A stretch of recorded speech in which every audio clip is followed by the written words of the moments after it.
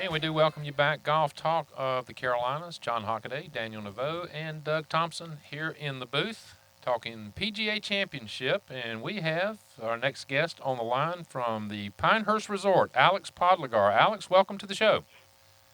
Hey, thanks for having me, guys. Appreciate you having me back. Listen, great to have you. I'm assuming by some of the posts I saw you put out yesterday, you watched the tournament.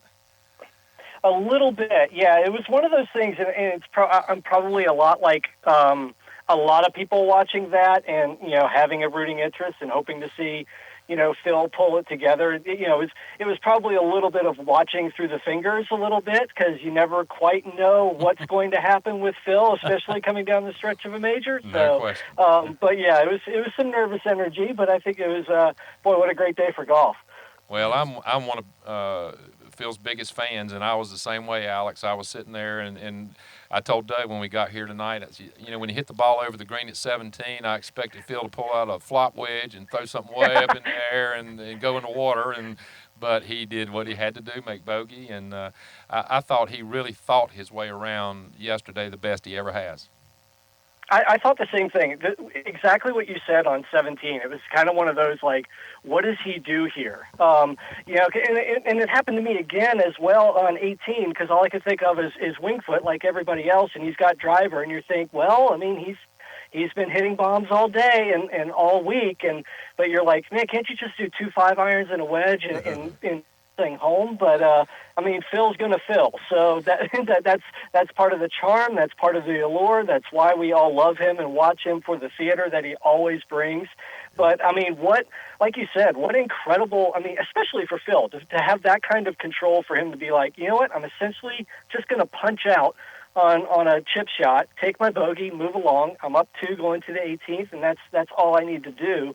Especially knowing, like you said, I mean, he is the short game wizard of our era, of our time, and for him to realize in that moment to take his medicine finally, it's like, okay, I think maybe you learned something. Maybe you learned something down the road, and we all get to enjoy in this, because of it. The irony of this whole tournament for me is that Phil being the oldest PGA champion, the old Phil couldn't have won this tournament. Yeah, I think that's true. I really do. I mean, I think you're exactly right. Something. I mean, how many times have we all seen it? We just, it's whether it's, and you saw it early. I mean, obviously in the first hole, you have the 2-shot swing right off the bat, and then the second, it took a while for Phil to even have a par kind of thing, and he started to think, oh, here we go. But for him to hold it together, and then there were a couple of times this weekend where it looked like there's a chance this could actually be a coronation walk here. And of course, it's always going to get interesting when Phil's involved. But like you said, held it together, was just masterful all the way through, and you could see. I think you could even see it too. I think Phil fed off the crowds that were there, but it was still a little bit muted. Kind of Phil get back and forth with the gallery too. Some of those, thumbs up were a little bit more, a little less gregarious than normal. So that has to hint at everything that we've heard over the last few months about where he needed to be in his mental space and what he's doing to kind of keep focus like that. Something's changed there definitely, and obviously it's working. I think he did wear his thumb out yesterday. I think I saw that about 500 times. But how many, 2 in the booth and you on the phone, Alex, how many of y'all thought the same thing that I did? When he walked up to 17, I saw all those hospitality tents to the left, and I thought back to the U.S. Open, at Winged Foot. Yep. That was my first thought. Yeah. This ball is going to be left. Here we go. And he said, I think he said in the press conference he wanted to hit it left. He was not going to hit it right. So, and that's what he did. Yeah. Exactly. That's what. Yeah. I mean, he still mapped his way around, right? He didn't allow himself the big miss really at all. And like everybody says, I mean, look, you're going to make bogeys on the ocean course. The key is not to make doubles. And we saw what Koepka did early in the round and kind of took himself out of it a little bit for a long stretch of the final round. And that's, for us to be sitting here and saying now that, Phil Mickelson knew when to take his medicine and where the good miss was is a little bit shocking, maybe for all of us. I saw a field yesterday, or really all week, that I really haven't seen. He was walking slow. He was Hmm. everything seemed in slow motion, purposely. Uh, his thought process just to me seemed totally different than it's been for 30 years. Hmm. Yeah, I think you could definitely tell that, I mean, because I know he hinted at it in the news conference afterwards about, the meditation, and he said, I don't want to get too spiritual on all of y'all, but, something's there. And like you said, yeah, he wore out the thumb for sure, but it was just a little bit different than I think what we've kind of seen before as far as kind of give and take with the gallery. I think he fed off it. Obviously, he's Phil Mickelson for a reason. He's going to like being looked at and being watched, as he performs. But yeah, it was definitely something. And I mean, you can look back at it now. Even though his game and his scores weren't, obviously this seemed like it came out of nowhere, but he seemed to be in a mental state coming up to this. I mean, you can look back now. There was the tweet I think a couple of weeks ago where he was, admitting that, we've had failures, but you learn from them and we move on. And he obviously felt like his game was coming around and he had a plan for Kiowa. Yeah, absolutely. And the good news is to go. I just want to go back to number 17. 17 was probably the hole that played to his favor, being a left-handed player.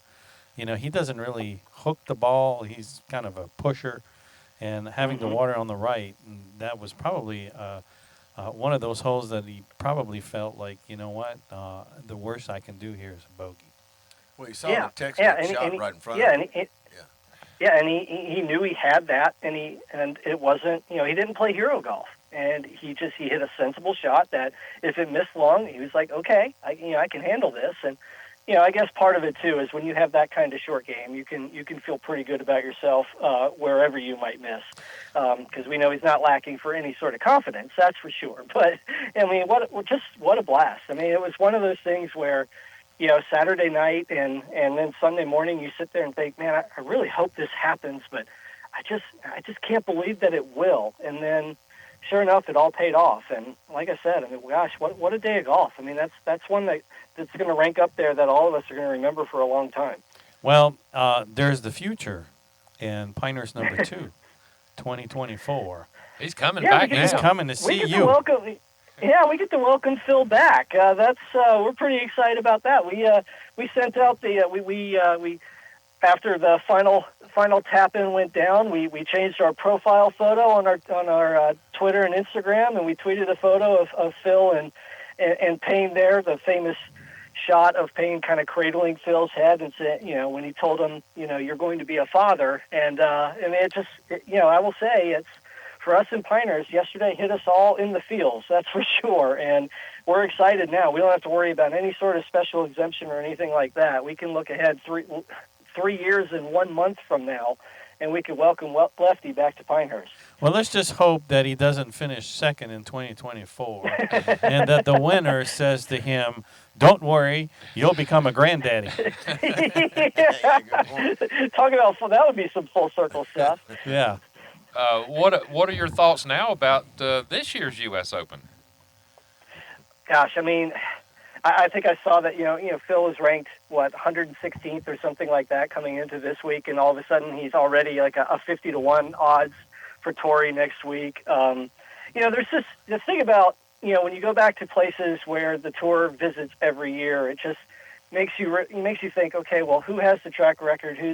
It's a course that everybody on tour sees every single year. So it always feels like heading into it, it's just going to be something that's wide open. Gosh, it doesn't get much better. I will say it doesn't get much better. It gets much better when we're having the Open at the anchor site of number 2.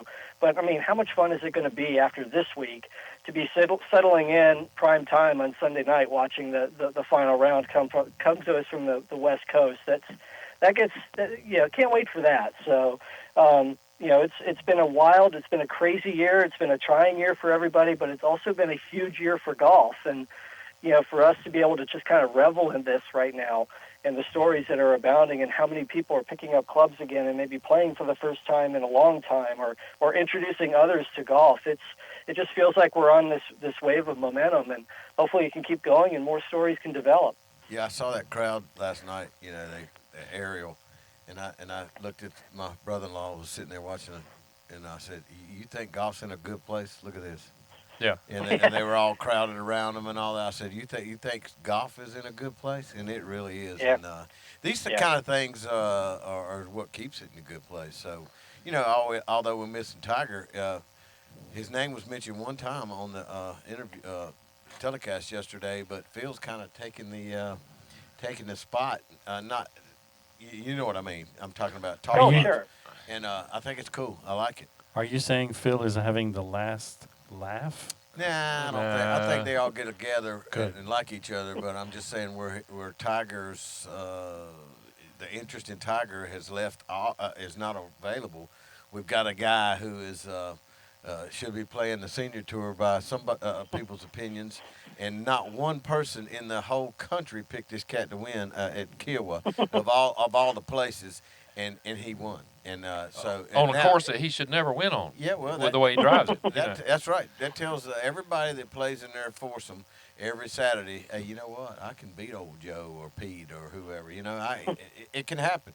And so that's what this game's about. And I think it's very cool. Oh, listen, well, I bet you we're going to have people out working on their breathing and stuff now. CBD gum. Yeah. He was chomping that chewing the gum, gum. wasn't he? He was working that gum. Yeah, sir. Well, Alex, listen, I enjoy talking about the PGA, but I can't let you get off the air here with us without seeing how excited you still are about the USGA coming in and all these tournaments coming in. You're going to have a plethora of U.S. Opens there at Pinehurst. Yeah, it was September of last year that we were able to be part of the announcement from the USGA that they would bring a second headquarters to Pinehurst, that they will bring Golf House Pinehurst to our campus, where there'll be a research and technology lab, there'll be a welcome center, there'll be a museum, there'll be, all sorts of, a real footprint for the USGA, making it second home, really, in Pinehurst. And so we're extremely excited about that. But you're right, it's everything that's in the future. We have 25 years of U.S. Opens really to look forward to. We have 5 Opens coming between 2024 and 2047. We're the first anchor site for the U.S. Open. It's just a special place to be, and it's just we're continue to be humbled by the relationship that we have with the USGA and what it means for the game of golf, for the growth of golf, and then we're just so happy to be able to be a part of that. And we're so excited. I mean, we think about it. It's now 2024 becomes obviously has always been the 25th anniversary of Payne Stewart's special day there, but to welcome Phil back now, knowing that that's going to happen, and we talk about it all the time in the office. It's like, gosh, now we're only 3 years away. It feels like it's almost knocking on the door now already, and then we think, but in time. We'll be talking about the next generation and the next generation after that of golfers who are going to be coming to Pinehurst to contest for the national championship on Pinehurst number 2. That who knows where we'll be, and who knows who will make the charge in 2039 or 2041 or 2035 or 2047. It's amazing to think about. It's humbling to think about, and we can't wait to get it started. It feels like like I said, it feels like it's knocking on the door already. I know it's 3 years away, but it feels like a U.S. Open every day at Pinehurst anyway. So we're really excited to get it going again. I was just thinking when you said 2047, that is, 26 years from now. We got some 24 and 5-year-olds that'll be 51 about that time. So right. yeah. And it's just that's what we think about. It's like we'll essentially have a U.S. Open every 5 to 6 years in that window, and you just start to say, gosh, who might be? What will the story be then? And what will the connection be? 25 years from now, to what happened in 24. It's mind-boggling to think about, and we just cannot wait to just watch it all play out. The other thing that I'm thinking now is in that time frame, I assume that Pinehurst number 2 will actually change. They will have to make some changes. We've already made changes, and changes are constant. So it'll be interesting to see what happens by that time. It really will, because I think obviously with a lot of the talk with Kiowa being, if they wanted to, they could have stretched it to 7,800 yards. Number 2 can get to about, as constructed now, about 75, 50 or so. And so, there's, and it's a classic golf course. There's not that much more room to add tees or anything like that. But the beauty of number 2 is that it has stood the test of time. We're talking about a golf course that opened in 1907. It's a golf course that, speaking of the PGA Championship, hosted it in 1936, 85 years ago this year. The Ryder Cup in 1951 and 3 U.S. Open since. It's hosted the North and South Amateur for over 120 years, and so it's been a championship test for more than a century. And especially with the restoration, the removal of all kind of the manicured rough and things like that it's going to play as it should and as it always did, really throughout its heyday. And look, man, those Donald Ross greens are not going to get any easier anytime soon. So you still have to bring your best, and you better have some imagination around those things. You still got to keep the ball on that tabletop, Doug, when you get into those right. greens. Exactly right. That won't change, and it's one of my favorites, and always will be. Well, Alex, I want to thank you for talking with us tonight. Appreciate your insight, and look forward to seeing you down at Pinehurst soon. Anytime. We hope to see you guys around. So thanks for the time as always, and we'll talk again soon. All right. Thank you. Thank you. That's Alex Podlogar with the Pinehurst Resort, and just love hearing him talk about golf, Doug. With the excitement that he has always, and great job again tonight. Great spokesman for Pinehurst, without question. Cool dude. I like him. All right. We are going to take a break.